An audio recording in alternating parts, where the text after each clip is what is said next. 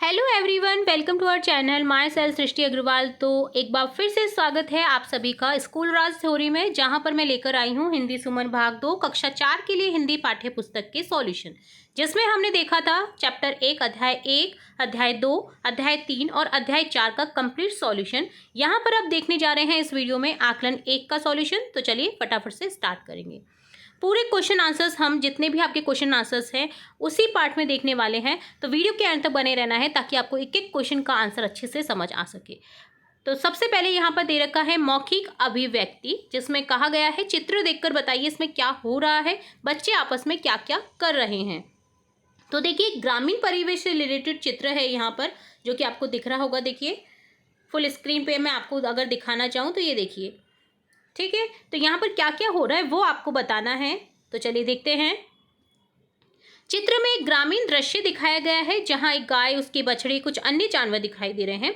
कुछ बच्चे भी पास में पीछे की तरफ हैं। यह संभव है कि बच्चे जानवरों के बारे में बातें कर रहे हों या गांव के जीवन के बारे में चर्चा कर रहे हों। ठीक है, बच्चे खेल रहे हैं, उनके पीछे भाग रहे हैं, गाय आगे आगे जा रही हैं, है ना। तो इस तरह से यहाँ पर एक ग्रामीण परिवेश का चित्र दिखाया गया है।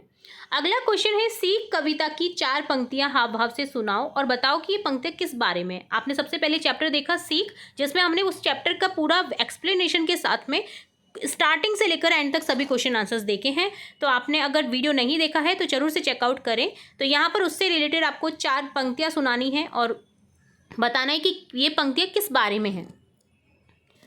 तो पंक्ति कुछ इस तरह से है, फूलों से नित हंसना सीखो, भौरों से नित गाना, तरु की झुकी डालियों से नित सीखो शीश झुकाना। सीख हवा के झोंकों से लो, कोमल भाव बहाना, दूध और पानी से सीखो मिलना और मिलाना। ये पंक्तियां हमें प्रकृति से मिलने वाली सीखों के बारे में बताती है। फूलों से हंसना, भौरों से गाना, पेड़ों से विनम्रता और हवा से कोमल भाव और दूध पानी से मिलजुल कर रहने सीखने की प्रेरणा दी गई है। दूध में अगर पानी मिला दिया जाता है तो भी वो दूध की जैसा नजर आता है। तो कैसी मिलने की जो सीख है वो इस चैप्टर में बताई गई है। हर चीज़ से एक चीज़ हमें सीखने को मिल रही है। अगला क्वेश्चन है यहाँ पर, फूलों का नगर कहानी में आए किसी एक पात्र के बारे में बताइए। तो आपने देखा अमरीश, शांतनु, जो भी पात्र आपको अच्छा लगा हो वो आपको यहाँ पर बताना है। तो जिसके बारे में आप पढ़ करके कुछ सीख पाएंगे उससे। तो देखिए, फूलों का नगर कहानी में कई पात्र हैं, जिनमें से एक प्रमुख पात्र शांतनु है। शांतनु गुरु वशिष्ठ के शिष्य थे। उन्हें गुरुजी ने प्रकृति की रक्षा करने, युद्ध टालने की सीख दी थी। हालांकि राजा बनने के बाद में शांतनु ने गुरु की आज्ञा का पालन नहीं किया, शिकार पर जाने लगे, जिससे पर्यावरण को नुकसान हुआ और उनके राज्य में सूखा पड़ने लगा। क्योंकि पेड़ पौधे नहीं होंगे तो उस राज्य में सूखा ही पड़ेगा, चाहे कितनी बिल्डिंग बना दिया जाए, अगर पेड़ पौधे नहीं रहेंगे तो व्यर्थ है। ठीक है, तो इस तरह से ये आंसर था। अगला है पढ़कर समझना, जिसमें एक गद्यांश दिया गया है, जिसमें सवालों के जवाब देने हैं आपको इससे रिलेटेड। तो पहले गद्यांश को रीड करेंगे, देन सवाल देखेंगे। हम लोगों ने अपने घर के पीछे एक छोटा सा बगीचा लगा रखा है। इस बगीचे में हम सभी मेहनत करते हैं। ऐसा करने से हम स्वस्थ रहते हैं। बगीचे में बहुत प्यारे प्यारे फूल लगाए गए हैं। फूलों के आने से बगीचा रंग बिरंगा अनेक रंगों से सज गया और बगीचे में मनमोहक महक आने लगी। ऐसा लगता है कि जैसे हमारे बगीचे का श्रृंगार फूलों से किया है। तो यहाँ पर देखिए क्वेश्चन है, इस बगीचे में हम सभी मेहनत करते हैं। इस वाक्य को इस तरह से भी लिखा जा सकता है, इस बगीचे में हम सभी श्रम करते हैं। मेहनत का एक वर्ड होता है, एक शब्द होता है श्रम, सिनोनिम।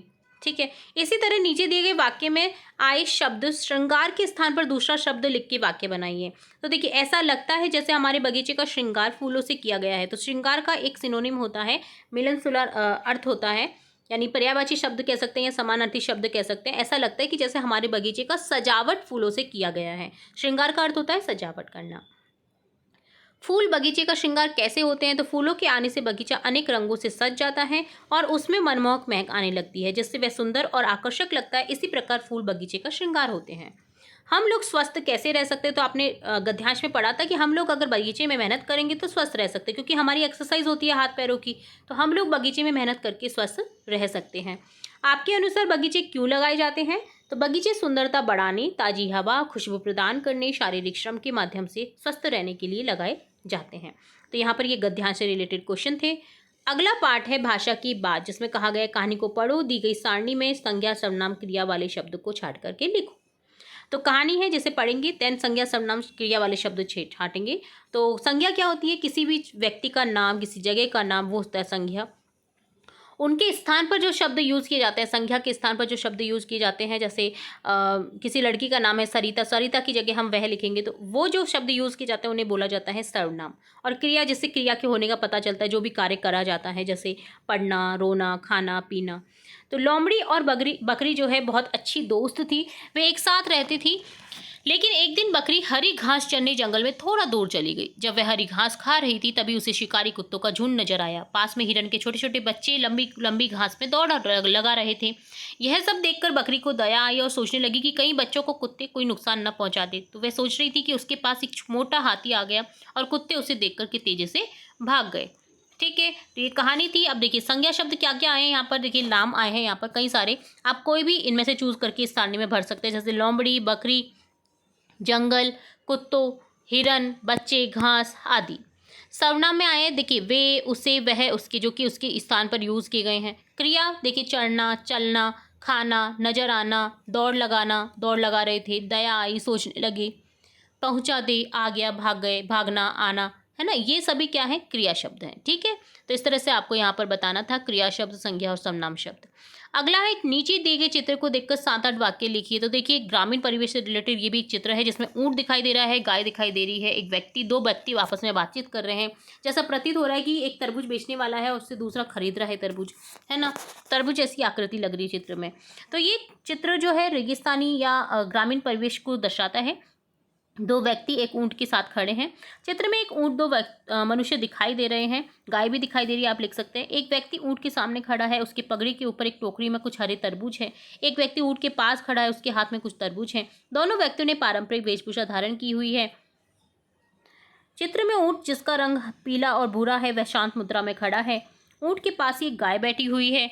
यह दृश्य किसी कहानी या लोक कथा का हिस्सा प्रतीत होता है, जब मनुष्य और पशु के बीच के संबंध को दर्शाया गया है।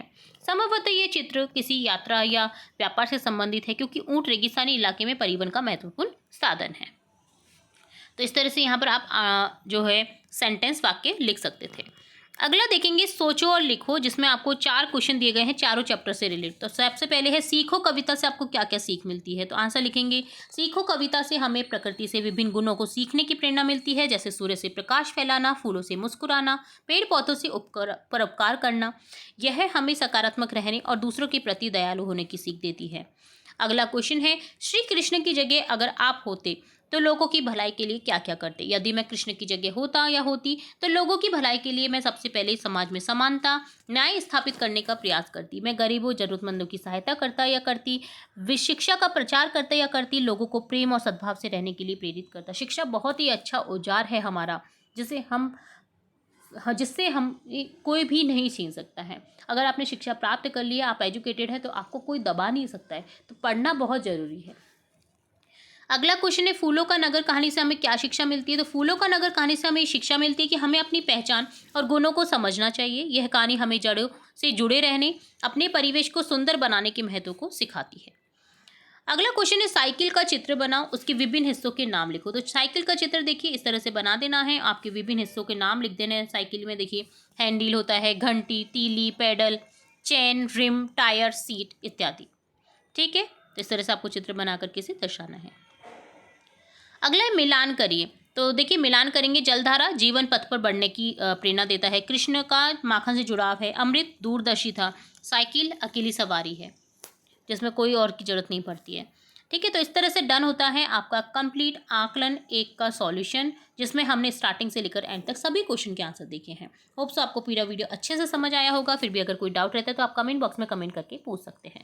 कैसा लगा वीडियो ये जरूर से बताइएगा। वीडियो पसंद आए तो वीडियो को लाइक करें, शेयर करें अपने फ्रेंड्स के साथ, चैनल को सब्सक्राइब करें, बेल आइकन में क्लिक करना बिल्कुल ना भूलें, ताकि मैं नेक्स्ट वीडियो जब भी अपलोड करूँ तो तुरंत से आपको नोटिफिकेशन के थ्रू मिल सके।